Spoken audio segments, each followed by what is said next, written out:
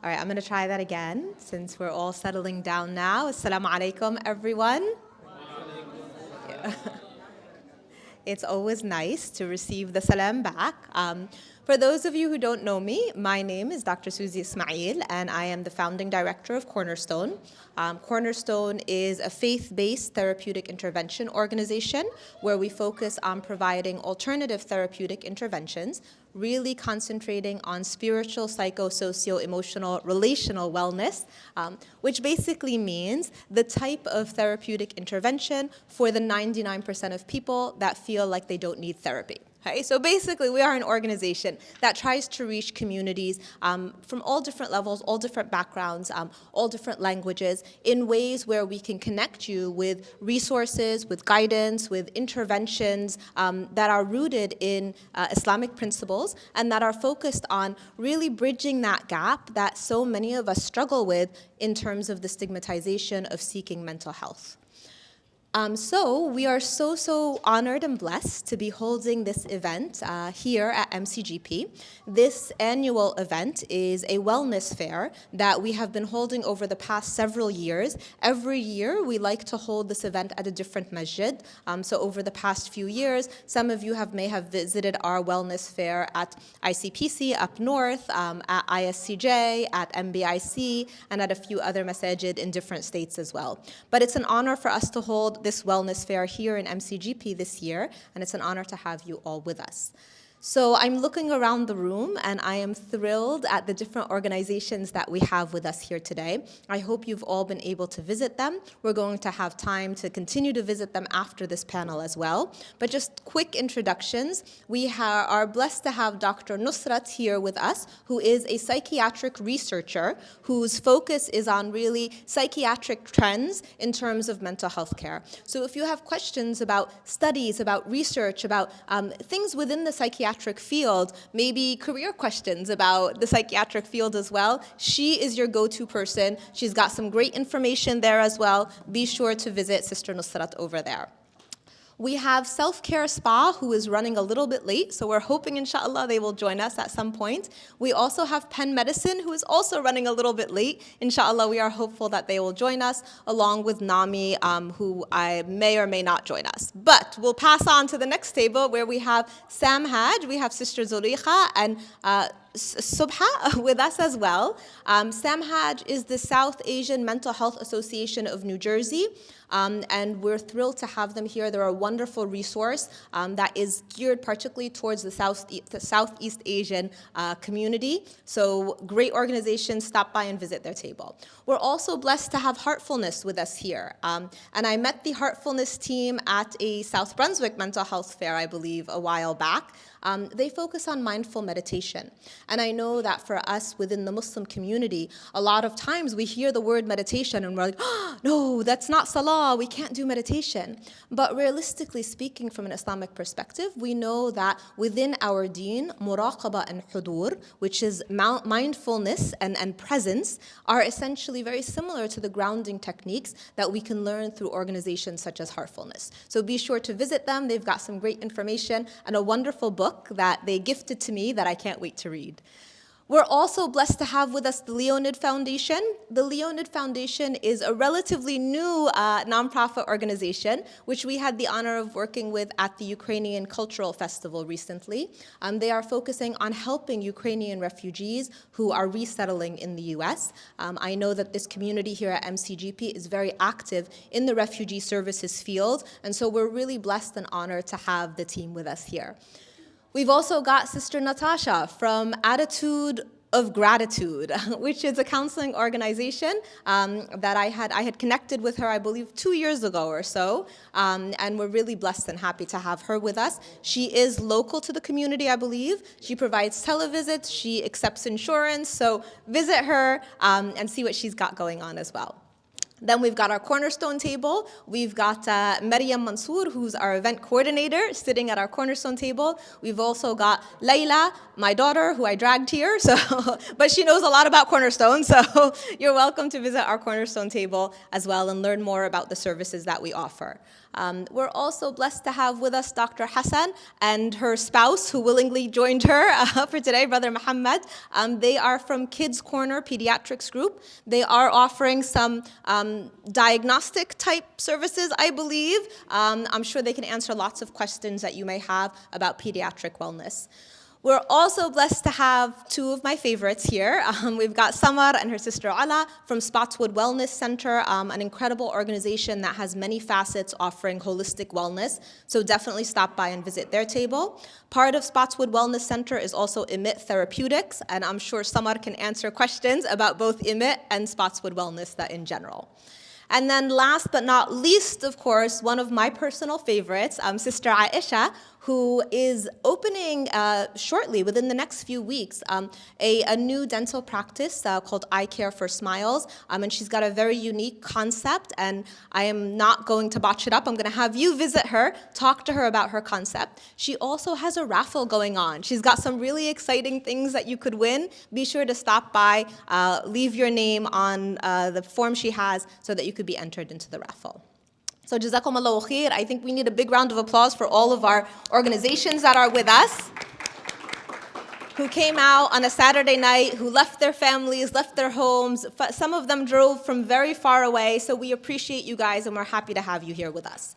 Now, it's an absolute honor to introduce our esteemed panelists, many of whom are not often on the panel, but are very often on the helping side of assisting those who come to Cornerstone, assisting with Cornerstone initiatives, and I'm just really happy to be able to have them on a panel with us here today.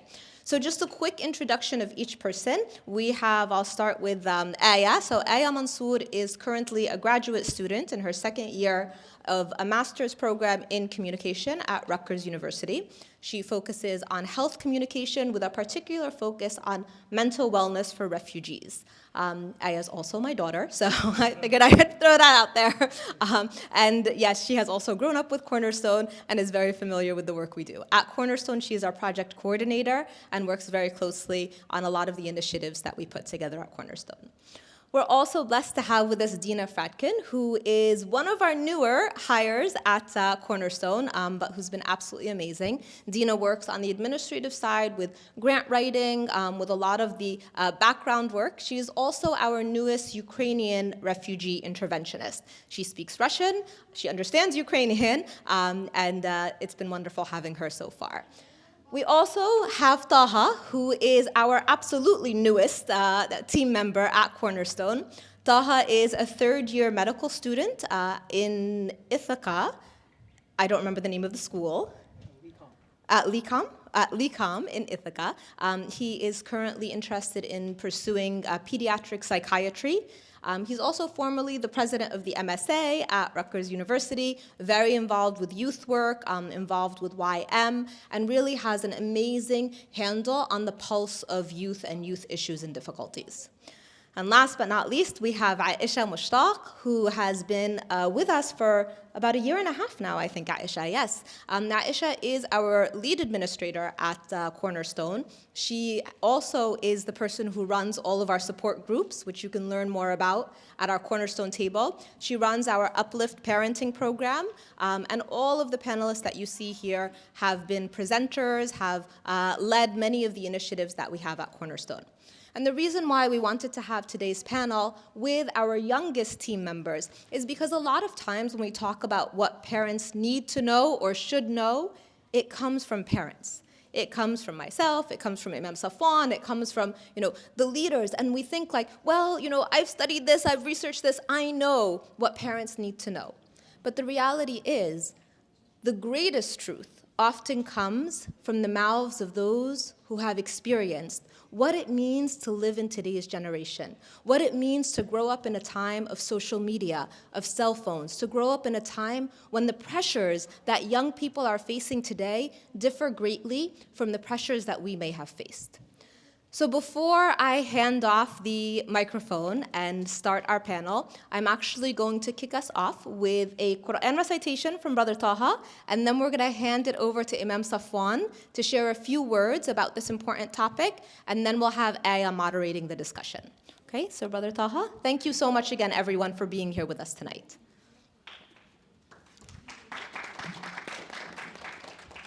Assalamu alaikum wa rahmatullahi wa barakatuh, everyone. أعوذ بالله من الشيطان الرجيم. بسم الله الرحمن الرحيم. لا يكلف الله نفسا إلا وسعها لها ما كسبت وعليها ما اكتسبت. ربنا لا تؤاخذنا إن نسينا أو أخطأنا. ربنا ولا تحمل علينا إصرا كما حملته على الذين من قبلنا. ربنا ولا تحملنا ما لا طاقة لنا به واعف عنا واغفر لنا وارحمنا أنت مولانا فانصرنا على القوم الكافرين. Allah burdens not a person beyond his scope. He gets reward for that good which he has earned, and he is punished for that evil which he has earned. Our Lord, punish us not if we forget or fall into error. Our Lord, lay not on us a burden like that which you did lay on those before us. Our Lord, put not on us a burden greater than we have strength to bear. Pardon us and grant us forgiveness. Have mercy on us. You are our Mawla, supporter, protector, and give us victory over the disbelieving people. Sadaqallahu al-Azim.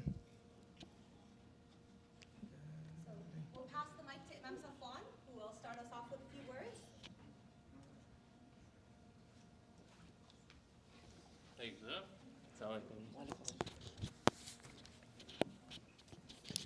Assalamu alaikum wa rahmatullahi wa barakatuh.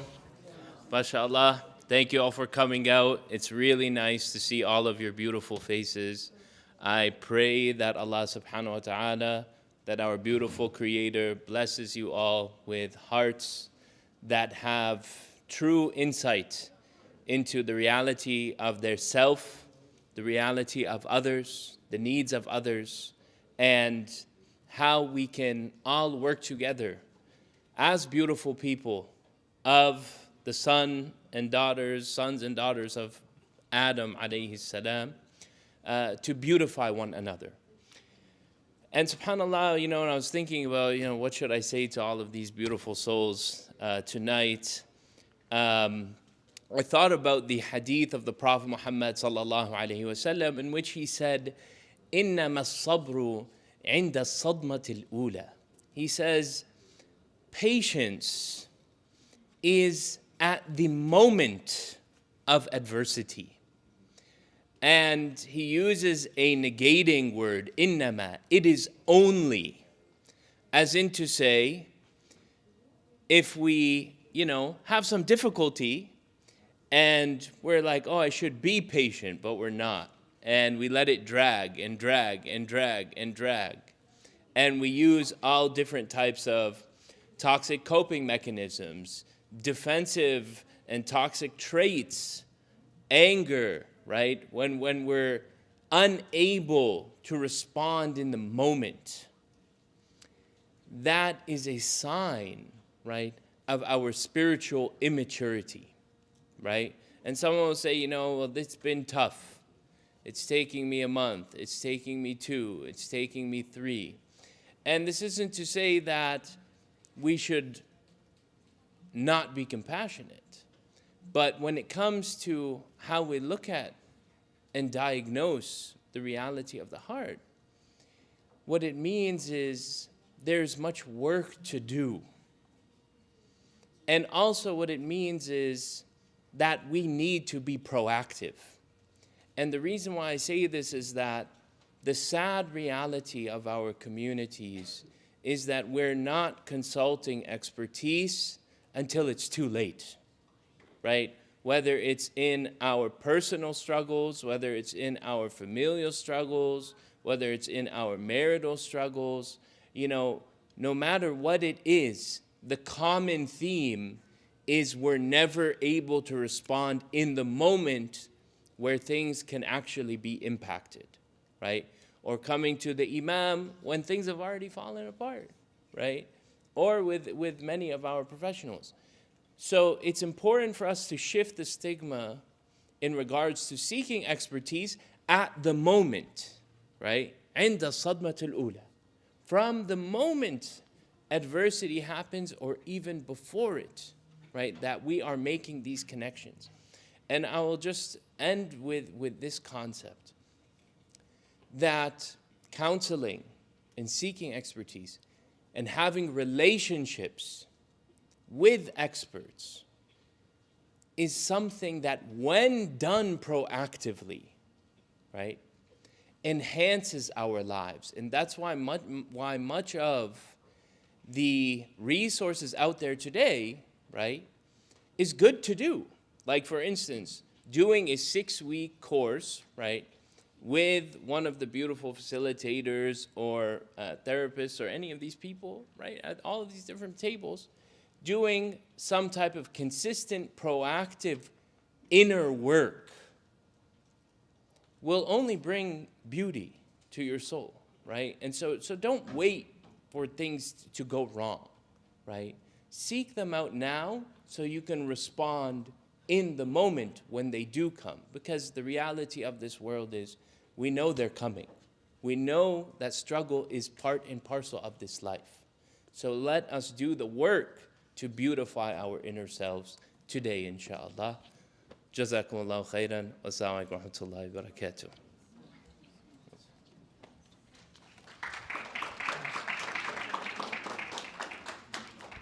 All right, Jazakallah khair, Imam Safwan, for those beautiful words and for starting us off with this session.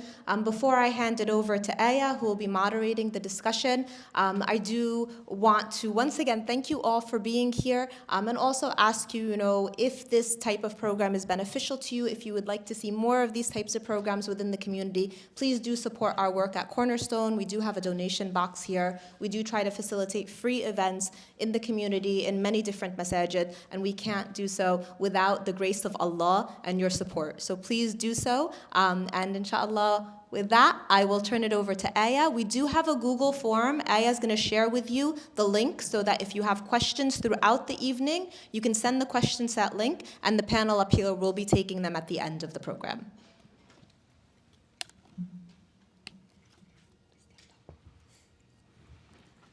All right, assalamu alaikum everyone. I feel like it's easier for me to stand and more conversational this way.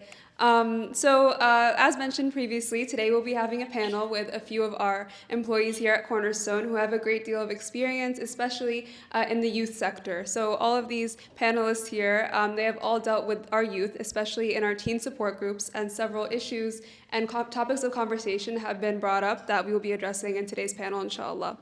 So I will mention the tiny URL, the URL for the question and answer at the end if you want to take note of it from now, or if anything questions come across as the lecture or the panel discussion continues, definitely jot them down in the URL. The link is tinyurl.com/cornerstone panel. Again, it's tinyurl.com/cornerstone panel, and I'll mention that again as the program continues.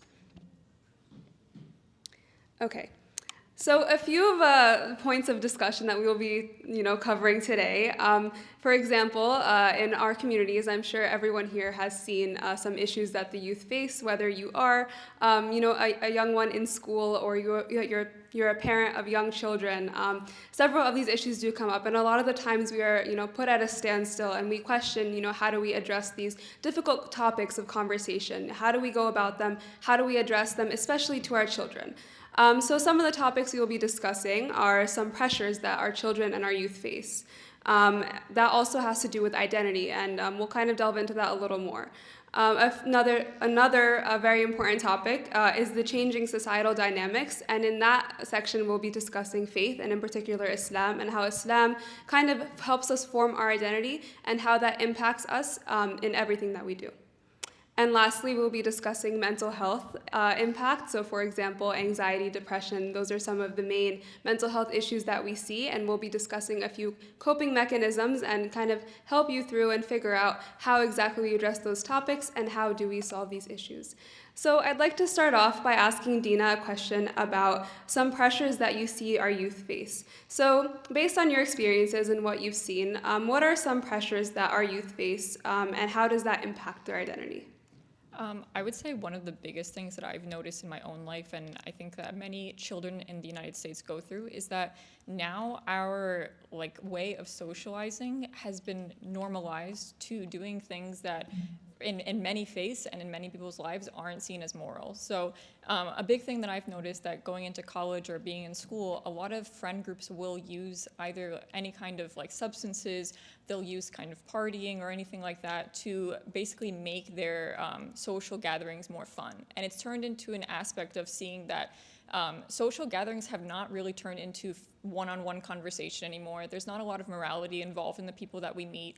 A lot of it is really based on, I guess, almost like coincidence or keeping in touch over these not very deep aspects of our lives. Something that I have seen growing up within high school, I'm not from a Muslim background myself, but throughout college as well, the closer that you got into your academics or the closer that you got into your passions, you would find friends throughout that. But still, there was always kind of a push into going into a lifestyle that you might have not agreed with. And I think the biggest thing right now is just trying to see a way that we can moderate our lives and a way that we can find, I guess, a normative sense of self within our friend groups and within society when we see that it's not really an option to do it without substances, without aspects of even maybe social media, the way that social media plays into our friendships and relationships. We kind of have separated ourselves from deep moral connections and very interconnected personal relations. Thank you so much for that, Dina. So you did briefly mention social media, and you did touch upon peer pressure in terms of substance abuse, things of that sort. So can you focus a little more on social media and how that plays a role in peer pressure, and how exactly do we combat that? So I wanted to talk about a personal experience of mine through this. So when I was 18 years old, I started suffering from a chronic illness, and it had led into my adult life, and it's something that a lot of people wouldn't know looking at me. So it's not really even something that I would present to somebody because they wouldn't really assume it from seeing me. But one thing I always noticed is that when I got sick and throughout my diagnosis, throughout my treatment, that I was always looking towards other people and what they were doing with their lives. And a very easy outlet for that was social media. So I started looking and scrolling and seeing that everybody was out and having fun, and meanwhile I was sick and I couldn't really have that same experience. And I think at the end of the day, all that maybe showed me throughout that time, it wasn't making me happier. It wasn't making me feel like I had something to look forward to. I was actually hurting myself by doing that.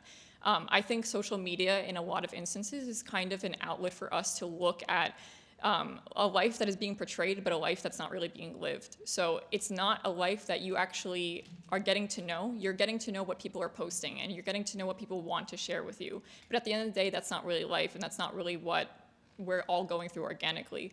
The same thing could be said from my situation. So when I was sick, a lot of times I would try to post pictures and I would try to, boost my confidence or say I'm still out here and I'm still doing things and I'm trying to share my experiences and I'm not in that bad of a place.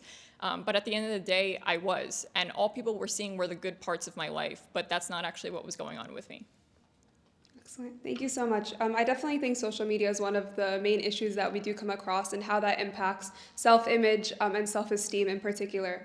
I will also ask in terms of COVID-19 and kind of that shift to a virtual environment. You did mention the shift in COVID has impacted, our social norms. So what are some stressors that you have seen post the COVID-19 pandemic in terms of education, also in terms of making friends? Have you seen any additional pressures put upon youth in that sense? I would say in terms of academics, it's kind of also cheapened our experiences in terms of going to a new school and being able to make friends that way. Another thing is that now that everything's virtual, we don't really have face-to-face experience. We kind of have this internet experience, meeting people and virtually hanging out with one another. But it's not really genuine, and it's not really what we it can't really mimic life in the sense that we would like it to. So I think a big part of that is that we are still by ourselves in those instances that we're socializing in. We're socializing through a screen. So we're not exactly socializing in a way that we feel that we feel that we have that connection, or we feel that we have togetherness with somebody. So I think a very big aspect of that, now that COVID is kind of being surpassed in some senses, obviously there's still a lot of cases on the rise, and there's still a lot of caution that we have to provide for us and our children. But I would say that a very big thing is trying to maybe get out of your house, or getting out and doing a lot of things that don't really involve you sitting at a computer screen, because it's not really good for your mental health. It's not a good way to make connections. If you can make connections elsewhere, it is better to, because now we're really shifting to a virtual lifestyle. And I feel like the more that we do that, the more distant that we actually get from people. Excellent. Thank you so much, Dina. So Dina did a very good job of kind of explaining certain pressures that do form our identity, and those are some of the issues that she sees firsthand working with our youth at Cornerstone, one of the main issues being social media. And I think we're going to delve into that aspect a little more, and we're also going to discuss how you as parents can combat these issues. And one thing we do focus on very highly at Cornerstone is facilitating conversations. It's better for, as parents, to not force regulation, but foster open communication with your children. And that's something that Taha and Aisha will also go into depth about as well. So thank you so much, Dina, for that conversation on identity. We will definitely hear from Dina again in a few short minutes, but I'd like to shift our perspective right now and start speaking about a certain change in societal dynamics. So Taha, based on what you've seen, especially Taha leads our teen voice support group, so he definitely sees a lot firsthand. What are some external factors that do kind of impact identity? So Dina did mention things such as social media, peer pressure, friends. What are some external factors that you would like to touch upon that do impact and impact society, but also an individual? Yeah, so I think there is a shift that you see in society on a macro level, where there is a kind of a drive towards secularism, where in high school or in a lot of these places, speaking about religion is kind of looked down upon, or a little bit judged. And so as a youth kind of growing up, and you're going to these public schools, and you have these friends groups that are usually not Muslim, right? If you're in a public group, the chance of you being around all Muslims is a little less, right? So you have these external factors, and like you said, peer pressure, right? I think that's a big part of it, where you want to fit in, right? You want to fit in with the in-group that's at school, right? Because that's what those are your group, those are your group of friends. But doing so, it might require you to do certain things that are not Islamically acceptable, right? But because your environment, right, your friends and everyone are doing it, you have this internal struggle with identity, right? Where I have these Muslim morals, and I have, so what I grew up with, and yet everything around me is telling me to do something else, right? And that can be reinforced with social media, right? That was mentioned. And that's what I see a lot, where a lot of the youth have this identity struggle, right? And that's something that you kind of struggle with for even in your adulthood, right? When you're at work, for example, or let's say you've been a college student, right? And you've had that MSA background, and now you're in the workforce, and now in the workforce you see that people have the happy Wednesdays or whatever, and where drinking is something that sometimes is required in the work to go forward in your career, right? And then it becomes a little difficult, because I don't want to miss out on the opportunities of making those connections, but at the same time I don't want to be in a drinking environment, right? And so you have this constant struggle, and then sometimes you might reason with yourself, right? And shaitan's whispers too, where, it's just this one time, or I'm not drinking anything, and then you see that, and it ends up becoming a slippery slope, right? And, I think that's what it is. A lot of it is your environment. A lot of it is this societal push, where who am I and what do I believe, right? And sometimes that might conflict with even cultural stuff, where sometimes certain cultures will have certain things that might not align with Islamic principles, right? And then am I a Muslim or am I American? And at the end of the day, the truth is that you're both. But sometimes it feels like an oxymoron, right? That how can I be American and Muslim if there are certain principles that don't align? Definitely. And Taha brought up a very excellent point in terms of the friends that you surround yourself with. And I think we all are very aware of, the impact that your friends have on you. And the people that you surround yourself with will truly impact who you are as a person. So for example, we all know the hadith about the blacksmith and the perfume maker. If you are around the blacksmith, you will get a little bit of the smoke from the blacksmith, or the dust. And then if you're around the perfume maker, you will have that beautiful, lovely scent of a perfume maker. So definitely keep that in mind, especially as youth, as children. Think about who you're surrounding yourself with. And if this person, if they're changing you for the better, maybe keep them around, they might be good for you.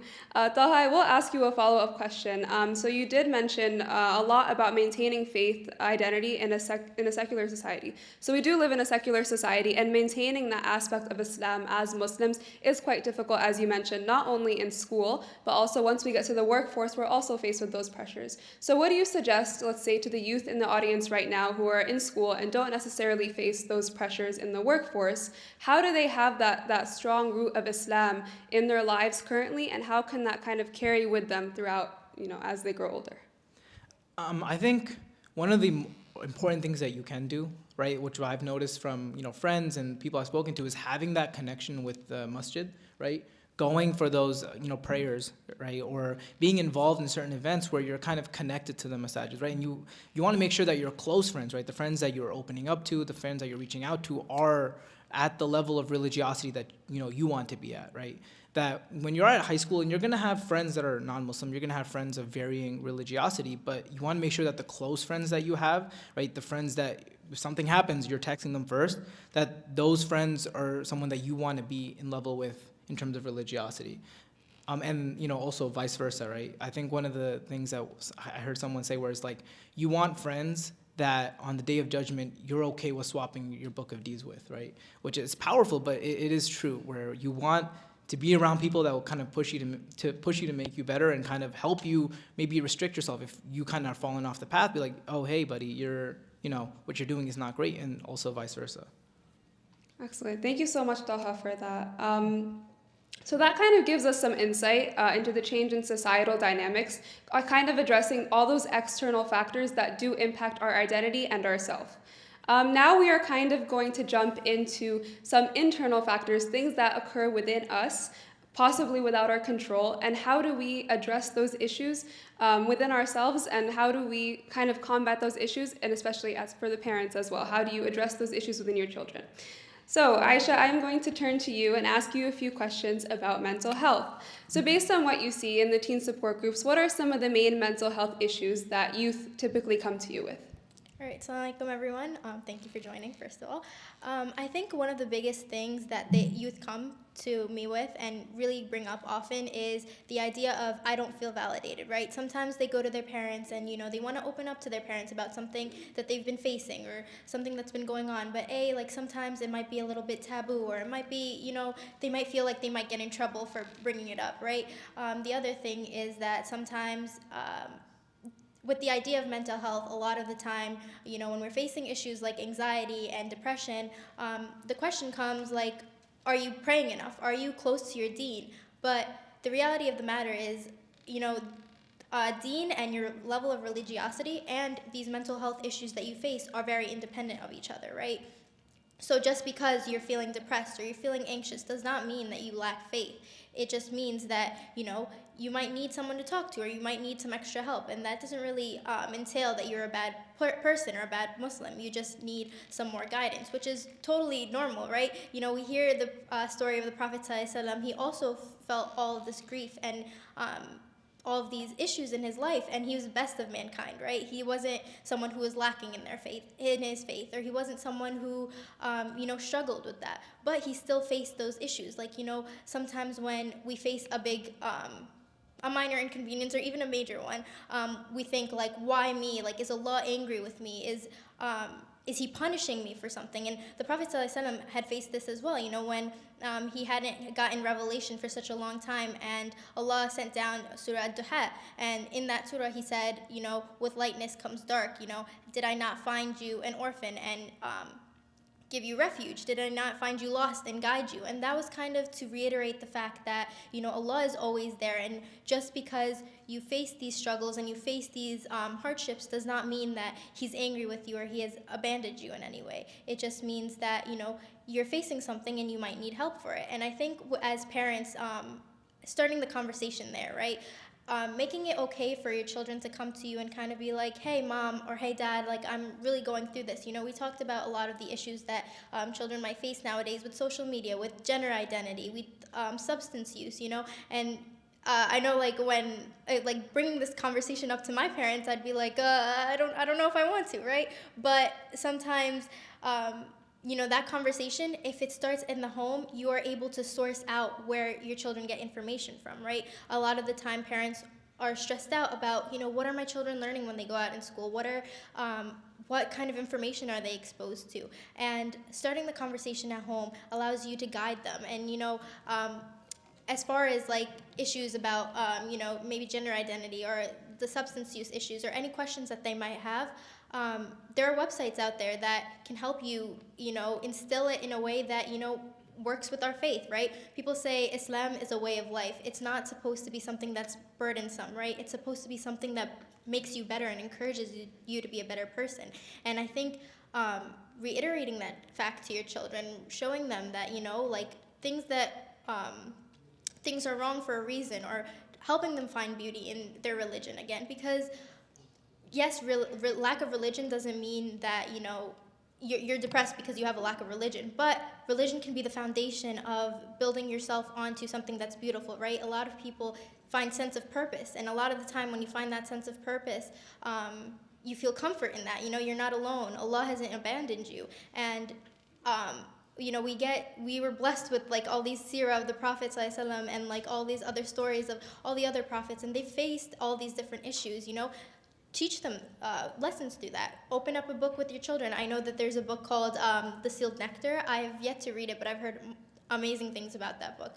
But there's resources out there. Yaqeen Institute has a lot of different resources for parents who might have children who have questions and you don't really know how to answer them, right? Because at the same time, like, say you've grown up in a different culture or a different like circumstance than your kids, like you kind of have to meet them in the middle, right? You can't be teaching them from your point of view, because times do change and you have to keep up with those times. And I guess the biggest thing is, again, keeping that form of open communication, keeping them in a place where they're not afraid to talk to you, they can cope. And then as far as like coping with things like anxiety and depression goes, open the conversation, you start talk, right? But sometimes outside resources are necessary. We have things like Cornerstone. At Cornerstone, we have our support groups, and I've facilitated a lot of them. And they've helped a lot in terms of like people sometimes join the Zoom, they don't give their name, and they send out their question over if they don't feel like participating or like in the big group, they'll send me their question privately, and they actually feel a difference in their lives. Being able to at least vent to someone, because at the end of the day, like, people aren't 100% of the time looking for solutions, more so just looking for someone to hear them out and provide that space with non-judgmental hearing. Cornerstone also has a bunch of interventionists. Intervention is different than psychiatry or psychology, like the counseling, but we have trained people to be able to have these conversations with, with our youth, with parents even. I know as parents, like, you might face difficulty yourself, the stress that comes from being a parent. How am I raising my kids right? Am I doing the right thing? That guilt that comes, parents need that help too. We have some of our psychiatric research. We have a psychiatric researcher. We have Natasha, who's part of, Attitude for Gratitude. All these things, like these outside resources, are here for you, right? And it doesn't make you weak to kind of look at them. It makes you a stronger individual because you're trying to better yourself and you are trying to make yourself more whole, right? And that is also practiced in Islam. It is encouraged in Islam that we try to better ourselves consistently, because it's never going to be like we're going to reach that perfect stance, right? It's always going to be an asymptote to perfection. So you're never going to reach the place where you're like, okay, yeah, I'm done learning. Unfortunately, life goes and you learn. Even if like you're 40 and you feel like you've seen all there is in life, guarantee you there's probably something else that you can learn, right? So these resources are available to you as well. And then aside from that, practicing things like mindfulness. I know Dr. Susie mentioned before, like, the idea of meditation and how sometimes, like, people might frown upon meditation because it's not salah, right? I think, subhanAllah, we come from a religion where it's kind of ingrained in our religion, right? We pray 5 times a day. Why are we praying? It's not for Allah. Allah doesn't need our worship. It's for ourselves, to ground ourselves and make ourselves feel more comfortable and feel more present in the moment, right? It's for us to forget about anything that we're worried about for the past or anything that we're worried about for the future, and really just sit in the moment and sit and really rethink your purpose in life, right?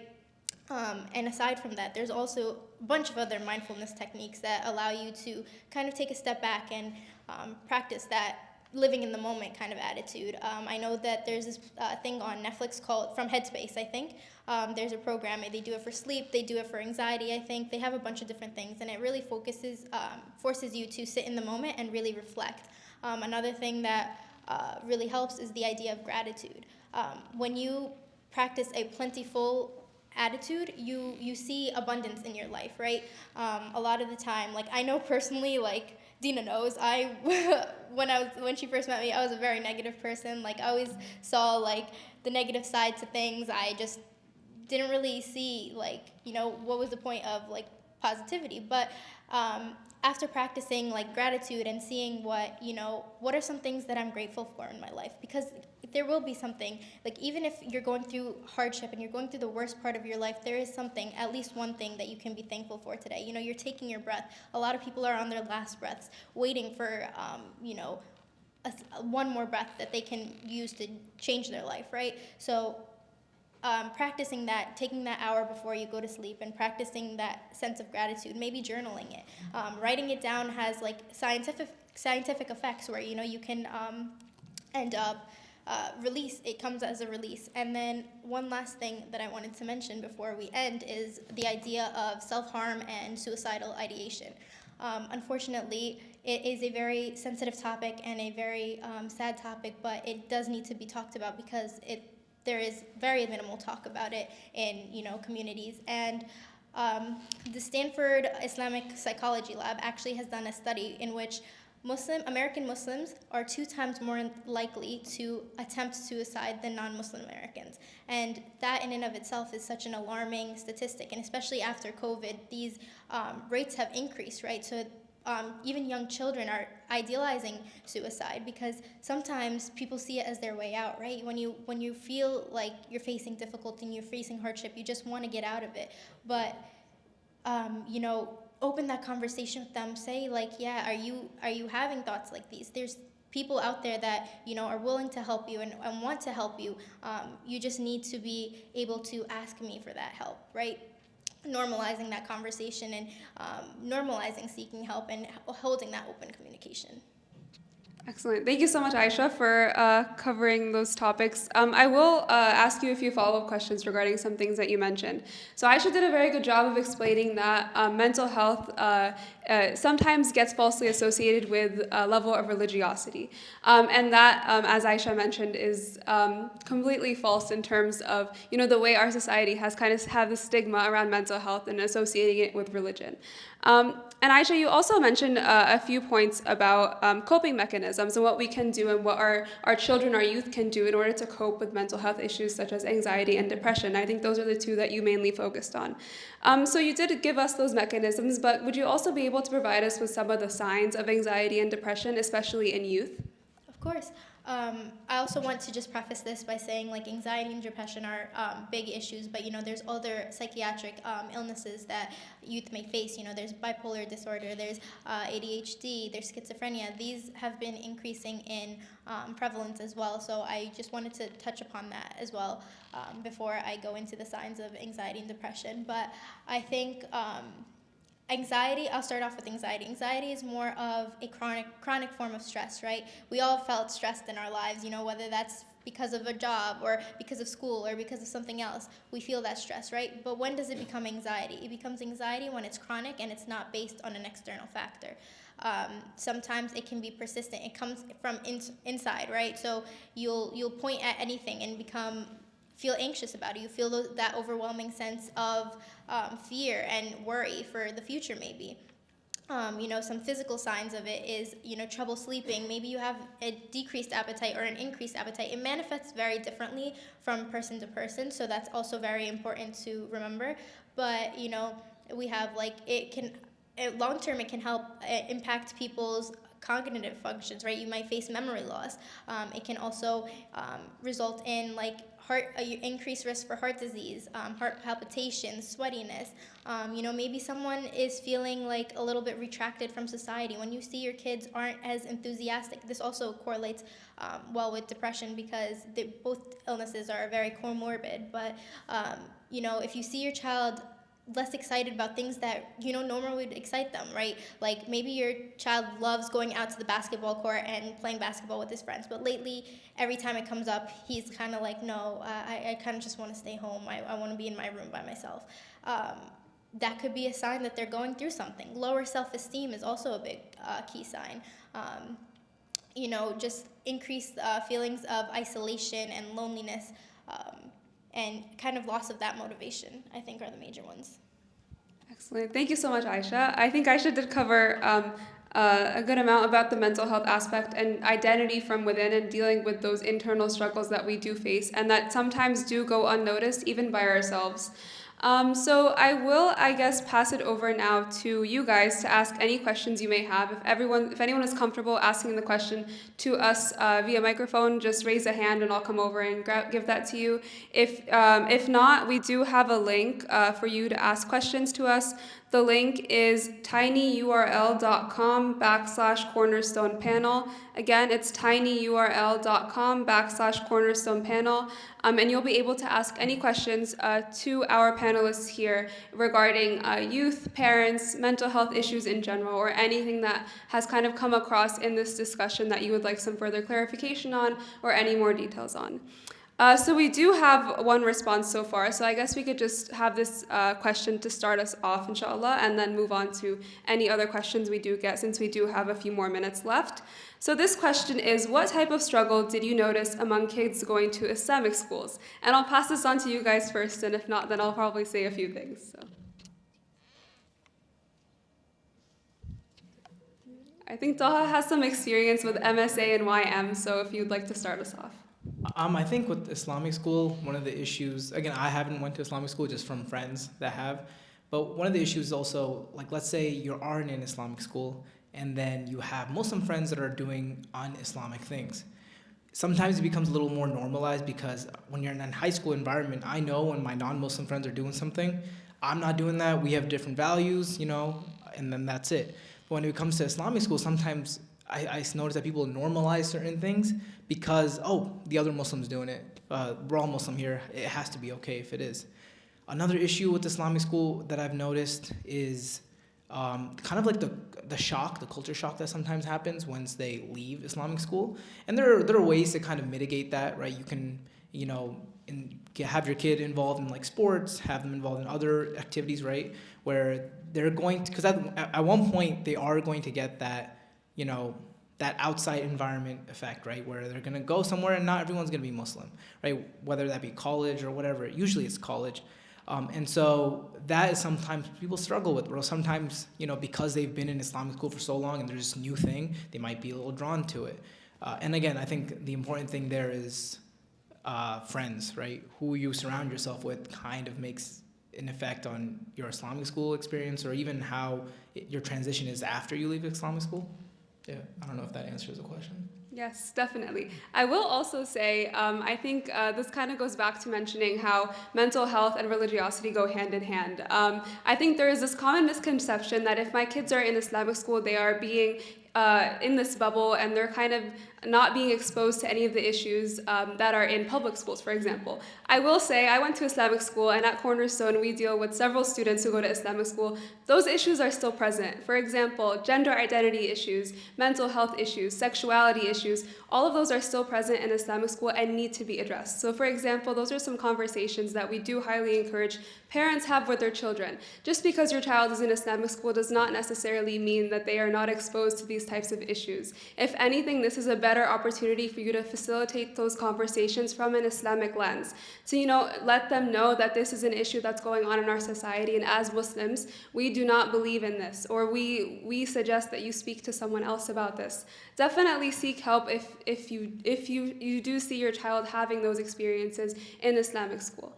So that kind of addresses that question in particular. The question did ask the types of struggles that we notice in kids in Islamic schools. Again, I think those struggles just kind of are universal for kids in public schools, Islamic schools. These issues that we see are occurring in the Muslim community, in the non-Muslim community, kind of all over the place. Just because they are not addressed does not mean that they are not happening. Does anyone have anything else to say? Any questions? Yes, question in the back.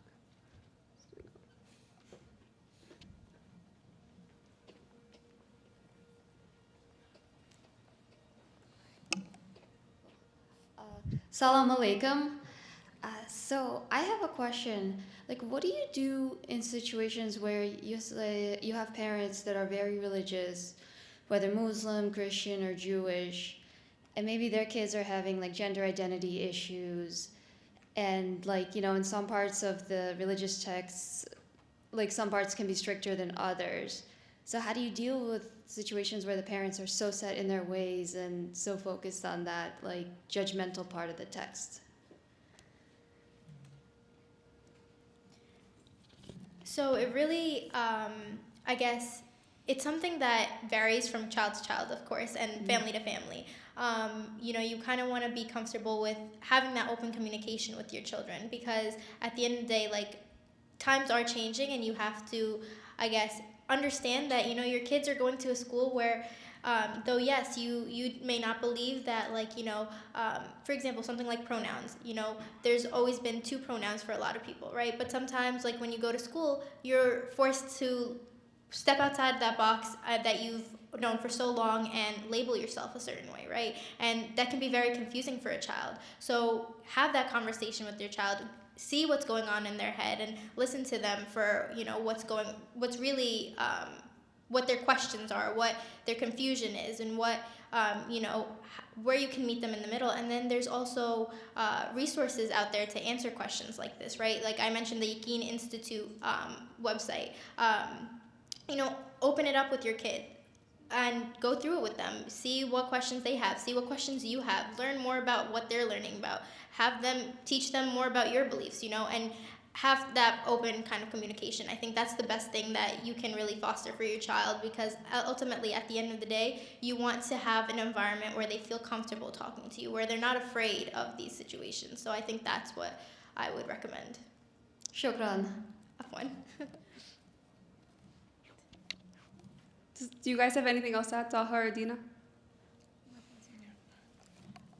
I was also going to say, I obviously don't have that much experience in terms of religiosity with this topic, but what I can say, I'm sure a lot of people here come from intercultural backgrounds and have children that are now in American culture, and they are kind of dealing with the intersectionality of two cultures now. The child is American, but they're also from somewhere else, or they have roots in somewhere else.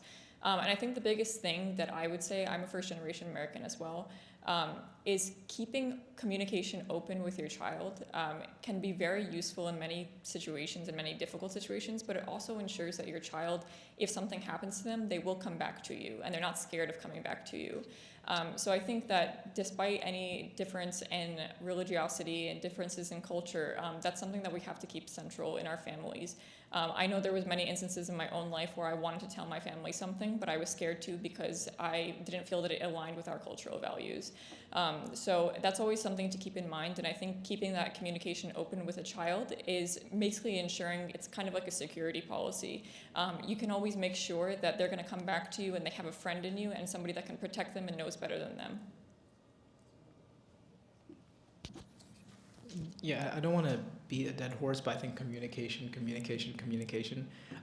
Having the child feel comfortable opening up and having whatever issue that they're dealing with, and that might mean the first time they come up with something and maybe it's a little crazy in your eyes, not to give that initial reaction where like, oh, how dare you, right? Because I hear that once, I'm not going to come again, right? And to have that, a little bit non-judgmental, open conversation, because at the end of the day, your child is speaking to someone, and you want that person to be you, right? You don't want them to go into someone that might not have the best opinions or might not, have the best interests for the kid, right? And so have that open communication. Perfect. Thank you both all so much. I will go back to the question about Islamic schools. I know we do have a few qualified people in the audience who do work at Islamic schools and can probably speak on the issues that they personally see. So either Maryam or Ms. Amal, if either of you would like to say something regarding what you see in Islamic schools, some issues that you have seen and how you as a teacher or administrator personally address those. Assalamu alaikum, everybody. I do work for an Islamic school. Not a teacher, but I am in the administration, but I do walk around a lot. I hear a lot about what happens and what goes on, and it's kind of like what Ayo was saying. that just because it's an Islamic school doesn't mean that the kids aren't facing basically the same exact issues as outside. They're all thinking about the same stuff. They're all like learning about the same stuff. They're all hearing about the same. The internet is open for everybody. Whether they're in Islamic school or public school, they all have that at their fingertips. And what I would say to parents is, don't think that just because you send your kids to Islamic schools that means they're okay and they're good. You have to realize that all these issues are still happening. And it's important to even be at a school that will even have these topics of discussions and will have that open panel and will even have that communication, because again, you can't really just brush it under the rug. You can't do that, because we've been seeing where kids then will be scared to talk because of that very religious parent that they have, or they feel like because they're in an Islamic school, maybe they kind of try to hide it. And then that becomes an issue with what goes on at Islamic schools. That public schools, maybe it's just more out in the open, but at Islamic schools, it is still going on with the students. They are still having these discussions. They are still talking about these things, just trying to hide it more, which is actually scarier, because you don't want, like everybody was saying, you don't want the children to be going to other resources. You want them to be able to come to you and talk to you and to open up to you, basically, rather than try to find these answers elsewhere. Normalizing these things, I think is actually something that all of us as parents really need to do, because you don't want them to get their information from elsewhere. Thank you so much, Maryam. I'm going to give the mic now to Ms. Amal. Assalamu alaikum, everyone. I don't think I need the mic, right? You can hear me? Okay.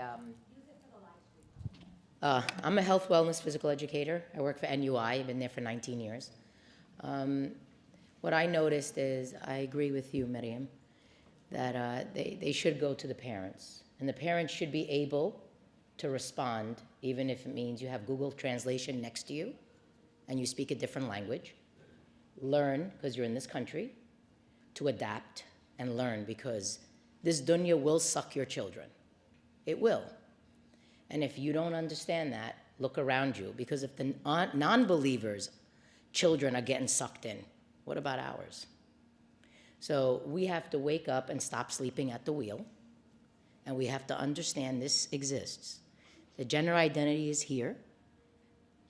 After Obama put in effect, marriages are equal. That's it. I don't know what country you want to go to right now, but it's starting to flow all countries, where now it's there. And whether it's a sign of the day of judgment or not, that's not the issue.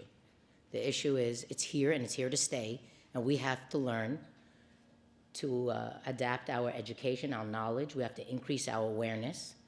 When a girl is very masculine or a boy is very feminine, you have to address that. And that starts early elementary. You could tell when a boy is shy, he's not into sports, and he doesn't have a lot of friends, and he's always in his room, and vice versa. When the girl's roughnecking and she's diming and she's walking around, playing a different role. You have to intervene as a parent, slowly, with love and kindness, but it's there. So I do believe that when you do go to public school and you show these signs, you get, what's the word I'm looking for? You get spotted very fast, and then the adaptation is you're different. We'll accept you, however you are. And that's where the comfortability comes in, and that's where the haram comes in. And the next thing I wanted to address, which I came late, and I apologize, the religiosity is there. A lot of Muslims, Christians, and Jews do tend to meditate and pray a lot and chant a lot because of the OCD that's combined with mental illness. Saying 1,000 Hail Marys and saying 10,000 Subhanallah, Allahu Akbar, Alhamdulillah, La ilaha illallah, and you have to complete it within 60 minutes. And they're constantly doing it, and they're leaving themselves at family gatherings and stuff. We have to be careful with that. These are small signs. So the religiosity is definitely there.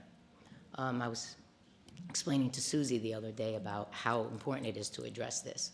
Also, the suicide awareness is there. We have kids who are passing away in the masjids, and the parents don't want to say how they died, and they're lying about the janazah. And we all know it was suicide or overdose or addiction, but we keep our mouth shut because we have a stigma attached to that. There are so many, and we don't want to talk about it. We say death from a heart attack. 22-year-olds don't have heart attacks. But this is happening right now as we speak. There was once an Uber driver I took, and he was so happy to see me, and he said, Assalamu alaikum, alaikum assalam. And he said, what is this place? And I said, it's stress care facility. It's located in Manalapan, New Jersey. True story. And he said, you know, very lucky. He looked like he was, I believe, from Pakistan, a beautiful man. You know, the ones with the long beard, so humble looking. And as we're talking, he said, I wish I understood what depression meant. And I said, why? And then he opened up to me that when his son was in college, the first year in college, his son told him, this is not for me. I don't want to be here. And he kept telling his son, no, this is your first year in college. You have to get used to it. Son came for Thanksgiving. He noticed his son was very withdrawn, didn't really want to talk to anyone, then went back to school in January, because you know how they visit during the breaks? Well, son decided to light himself up in the parking lot, and he burned himself. He committed suicide by burning himself in the parking lot at the university. He was only 19. So he said to me, I wish I knew what I knew now. We as Muslims have to open up our eyes. And I said, you know what, brother, thank you so much for sharing that, because I'm sure you're very hurt. Because I'm very hurt because I didn't see the signs. So it's there. If one person opens like Cornerstone, you're opening a can of troubles, but may Allah reward you for that, because we need that. And I think that here in New Jersey, we're very progressive in many laws, legislation, more than other states. We're kind of like hashtag woke. We know what's going on, whereas other states, they're still, I'm still going to follow what my father taught me, the traditions of my mother and father, and my religion and my faith. So I think we're a little bit more advanced, and we know now we have to balance those two, inshallah. Thank you so much, Ms. Amal. Jazakallahu khair. I know we have one more question from a brother here. We'll take that question, and then we'll turn it back to the panel. Assalamu alaikum. Yes, I'm with the MCGP Free Clinic, and we have a clinic here that recognizes the problems in here in terms of with the mental health, and we have a social worker here that addresses those problems, because we recognize that our kids are in kind of like in trouble, so to speak, because our kids are not any different from other kids.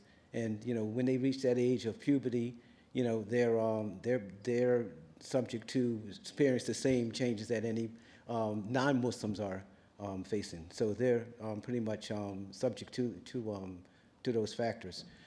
But we recognize also the fact that many people don't have insurance, and here we provide free insurance or free services for the uninsured and underinsured, and recognizing that that is an issue in terms of you have some people here, not just young people, but older people that have mental illnesses.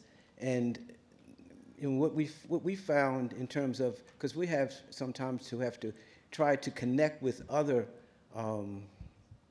medical services or providers, because there's quite a few people that we have that call us for free services, but we're understaffed just like everyone else is understaffed. But the situation is that even from my efforts of trying to find free services for the mentally ill is very, very difficult. And so my question is in terms of what do you know in terms of the free services that are available to people that cannot afford to pay for mental services? Hi, Jazakallahu khair, brother. I'm going to give a quick answer to the question, and then we'll kind of do a wrap up of the panel. Honestly, there's a lot of great knowledge in this room as well, and we hope that it'll be an ongoing discussion where we continue this conversation. To quickly respond to the brother's question, I think it's an important one. We do know the financial restraints and the constraints, and that a lot of times when someone is struggling, they may be struggling because we are going through a recession, because of inflation, because they can't afford to put food on the table, let alone seek out mental health. And this is why organizations like MCGP providing the social work program. I know Sister Rahila was unable to be with us today, but I know that these services are beginning to crop up in many masajid, and MCGP is just one example of that. This is where Cornerstone tries to step in as well. We do have a zakat eligible program, we do have a sliding scale program, we do try to meet the needs of the community, although we cannot provide mental health care in terms of diagnoses, we do provide that bridge connecting individuals. I also think when you look up at these bright individuals that are on the stage, these individuals, inshallah, are going to be the future in mental health care. Taha, as I mentioned, is currently a third-year medical student, hoping to go into pediatric psychiatry. Both Aisha and Dina are on medical tracks with the intention of beginning their medical careers as well. And knowing that they are growing up in communities recognizing the need, I'm very optimistic about the future. But I would say don't ever not ask, don't ever not look for those resources and those helps, because I know Spotswood Wellness has programs as well. Many of the providers do sliding scale, have programs, and we're starting to see more and more of these coming up. Someone has a hand raised, I'm going to pass the mic there as well. Thanks.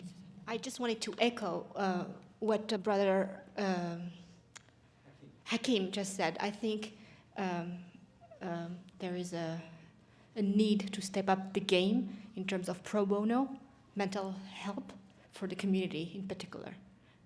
And I think we can all draw from our Muslim values to inspire us to do more for the people who cannot afford it. It's universal truth that mental health is an exclusive privilege for the wealthiest. So let's not make that a problem in our community. Let's be more helpful to each other, and I think we look at the people with the knowledge to change the reality here and to be more walk-in or to do more of concrete actions in terms of mental health. But speaking about it is a good thing too, I believe. So it was a very interesting discussion. Thank you. Jazakallahu khair, sister. And again, I think this is where all of us who are here, part of our community, reaching out to our masajid, reaching out to those who are able maybe to support this field, because I will definitely say within the last 10 years or so, we're finally starting to see our masajid recognizing the importance of mental health care to holistic wellness, starting to support the work. MCGP is a great example, an organization that has consistently supported the work at Cornerstone, and we hope that we continue to see this. We have another question, so we'll pass it here, and then I'll give the mic to Aya. Assalamu alaikum. So not really a question, but just to go back to what, the topic of having accessible healthcare, especially for the most disenfranchised communities in our ummah. I think one thing that might also help is to have training workshops for us, all of us, right, where we learn how to listen to each other, how to, basic skills. This morning there was the workshop, the QPR workshop for suicide prevention at NBIC, which was fabulous, and we just need so much more workshops like these, because alhamdulillah that we have all of you wonderful professionals in this field, but it's not enough, and it won't ever be enough. We, all of us, need to know how to spot the signs within our families and within our close circles. and then be bridges. Jazakallah khair, sister. That is such an important point, and we do appreciate it. And for those of you who are interested in learning intervention methods, at Cornerstone, we do have an online Step 1 intervention training. It is taught through Teachable. It's a 6-hour program that anyone can register for, and it is similar to a mental health first aid type of an approach that's focused more on an Islamic perspective, a faith-based perspective to the socio-emotional relational wellness work we do. Mental health first aid is another incredible resource. The American Muslim Health Professionals offers it. Our Cornerstone team just completed a, how many hours was it? Many hours. It was a full day program of mental health first aid, and this is something that's open to everyone as well. So I definitely think, look into those services. Let's encourage our masajid to continue to have these types of programs and workshops because they do make a difference. There was one question that I received that the panel had asked me to address, so I will address this one question and then we'll turn it back to the panel. The question had to do with gender identity issues and the difficulty of how do we address this. For example, in weekend school, when there is only access to the students one day a week. We have all been hearing quite a bit about the gender-bread curriculum that has been introduced. It's been in the works for a couple of years, but it's kind of hit our communities quite, head-on in recent months. And we see in Dearborn, there's a lot going on there. Within our South Brunswick community, we see a lot going on there. I think as weekend school teachers and administrators, know that you do play an important role. And rather than looking at, well, I only have access to these children one day a week, make the most of the access that you do have. Meaning, one of the themes that I think kept coming up in the panel was open communication. Let's talk about these topics. Let's talk about LGBTQIA+ issues. Let's talk about gender identity issues. Let's talk about them in our masajid and have our youth feel comfortable talking to us about them. Not to say that the more you talk about it, the more you promote a concept. No, it's like similar to the sister was saying in the suicide intervention training that we had this morning. The focus was not on, well, if you talk about suicide or if you ask someone whether or not they're thinking about suicide, that you're going to push them to it. It's quite the opposite. If the thought is there, they need to talk about it to understand it. And we need to do the same thing that with what our children are seeing in school, seeing on college campuses, seeing within the community. And again, this is why I really wanted to have our young team members up here. All of them are in their early 20s. All of them are recent graduates or currently in grad school. And I think they really have the pulse of the community. I'm going to turn the microphone back to Aya for the closing. Brother Taha will read a dua, and then if everyone wants to give maybe a 30-second few words of wisdom imparting, and then we'll wrap it up there. But please don't go. Stick around, have one-on-one conversations with our team, with each other. Again, let's keep the conversation going, and be sure to visit all of the tables that are here. And if you want us to continue to facilitate programs like this, please do support the work that we do at Cornerstone. So thank you all for listening and paying attention to our panel. I think it really was a very beneficial conversation, even though this was just a casual discussion. As you can tell, these are topics that we have a lot to say about. So definitely, hopefully this conversation or this discussion won't end here. Inshallah, we'll be able to have more programs like this, have more conversations with you all and the youth as well in particular. I'm going to pass the mic now over to our panelist to give us a few closing words, 30 seconds. Let us know any last thoughts you guys have.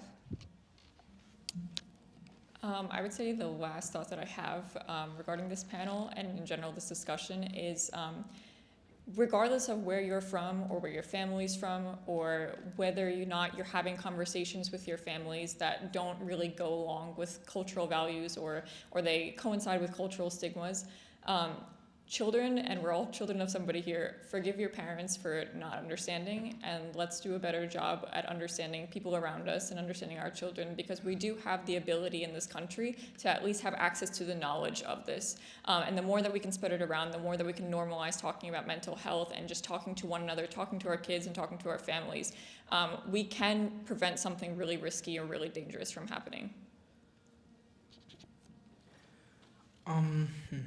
I would say, with the little wisdom that I have, I think it's just it's important to, again, to communicate, but to also kind of reach out to someone.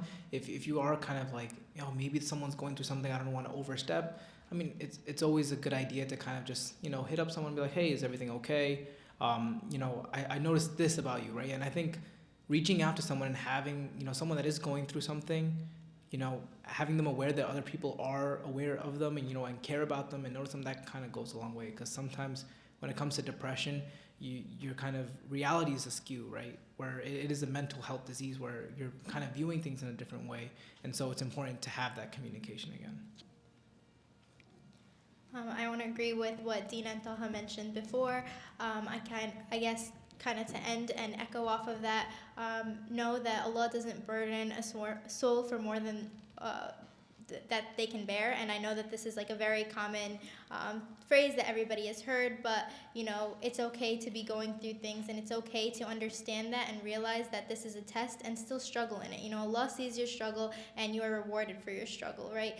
And reach out and try to help someone that that might be going through a struggle, right? And that doesn't mean offer solutions or try to fix it, right? A lot of the time people just need someone to hear them out, a space for them to talk, a space for them to connect to someone, and that in and of itself can go a really long way. So reach out to people if you need help. None of us are, I guess, immune to stress and anxiety and depression and sadness, grief. These are all very real human issues that everybody faces at some point in their life. Take it in your hands to try to get help. Take it in your hands to increase your knowledge about these things, and take it in your hands to make a difference, inshallah.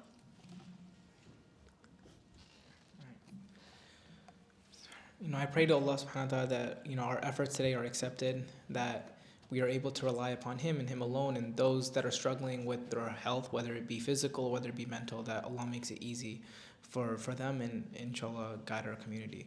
ربنا آتنا في الدنيا حسنة وفي الآخرة حسنة وقنا عذاب النار ربي اجعلني مقيم الصلاة ومن ذريتي ربنا وتقبل دعاء ربنا اغفر لي ولوالدي وللمؤمنين يوم يقوم الحساب والعصر إن الإنسان لفي خسر إن الذين آمنوا وعملوا الصالحات وتواصوا بالحق وتواصوا بالصبر.